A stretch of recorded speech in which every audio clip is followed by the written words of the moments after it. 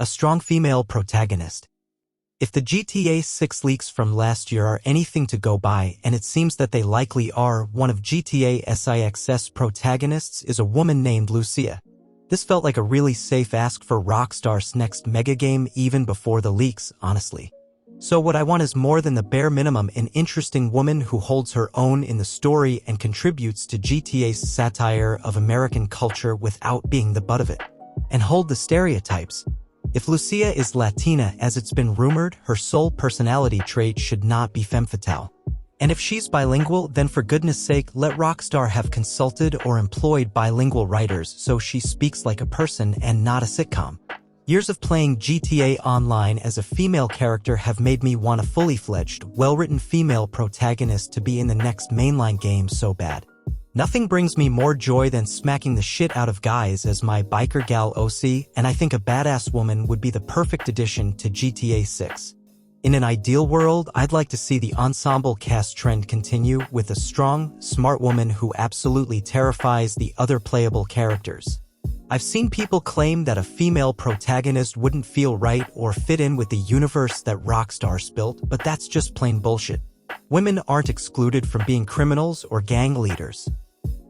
Official mod support. Modding has always been a huge part of GTA, but the hoops modders have to jump through to create them and the difficulty players have to get them running is bizarre to me when it could be made so much easier with official mod support. When I tune into Twitch and look at the top GTA Online streams, they're always heavily modded roleplay servers. Players and viewers absolutely love them, so why not support streamers and fans with a big suite of modding tools? Rockstar tolerates mods, Take-Two, not so much, but tolerance isn't the same thing as true support. I'd love to see a change in their philosophy when it comes to mods when GTA 6 launches. More non-violent, mundane activities. I got a real kick out of Red Dead Redemption 2's sometimes annoying commitment to treating Arthur Morgan like an actual human in the world. Pulling the left trigger to bark a few basic greetings at folk getting on with their day was an effective way to give a Rockstar protagonist some verbs other than run and shoot, even if my Arthur did seem to belt out the same version of "he, mister" a few too many times. I loved completing Arthur's little chores during long horse rides, like crafting bullets or polishing his revolvers. Grand Theft Auto could use more world interaction like this, and if the explosive popularity of GTA Online's role-play servers is any indication, players are into mixing mundane tasks into their chaos murder games. Not to begrudge the occasional 5-star police escape, but I'd love more non-violent activities in whatever coastal city we're headed to next. Rockstar has kind of already learned this in GTA Online. One of its biggest appeals is simply curating a wardrobe or collecting customized cars. Last year, Rockstar added an official car meet mode to the game that players ended up farming for XP. Oops. I had a lot of fun goofing around with GTA 5's triathlons and golf courses, but it'd be even cooler if things like work and leisure were integrated into a proper life sim in GTA 6. Euphoria-like NPC interactions. The contemporary incarnation of Grand Theft Auto began way back when with GTA 4, which was a quantum leap forwards from GTA San Andreas as a technical achievement. There are all sorts of things to flag, but Rockstar North went big on the third-party physics technology Euphoria and made the world's NPCs react much more realistically to whatever was going on. I still get a slight thrill when I drive slowly near pedestrians and they put their hands on the bonnet and, yes, sometimes floor it and cackle.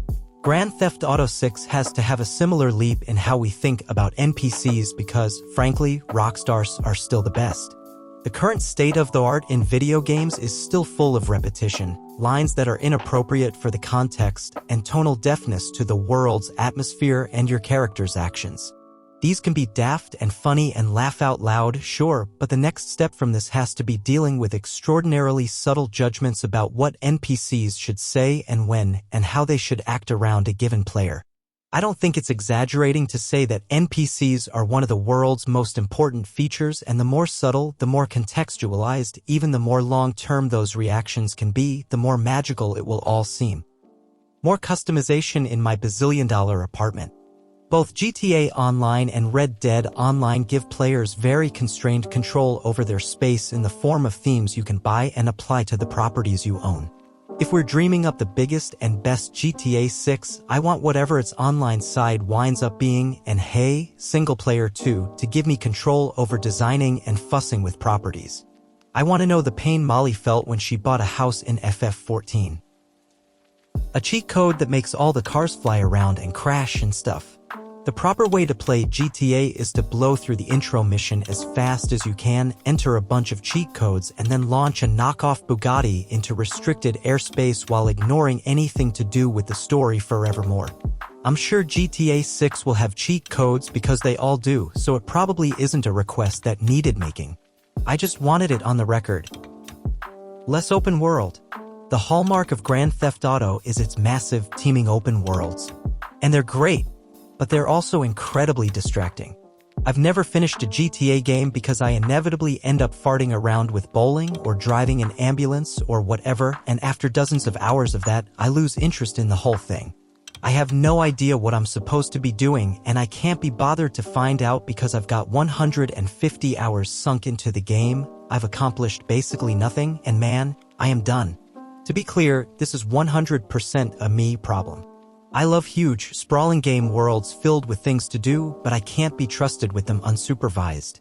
I need gentle guidance, a little nudge now and then to remind me that, hey, this is fun but there's shit to be doing and you need to get doing it.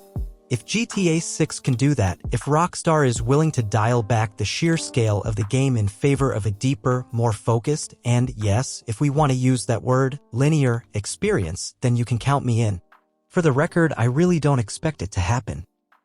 GTA Online, but it's good. As much as I've enjoyed GTA Online over the years, I can't help but wonder what it could be if it wasn't a hot mess. The multiplayer branch of GTA 5 clearly outperformed Rockstar's initial ambitions, and it shows every time you log in. You are free to comment down and write your opinions.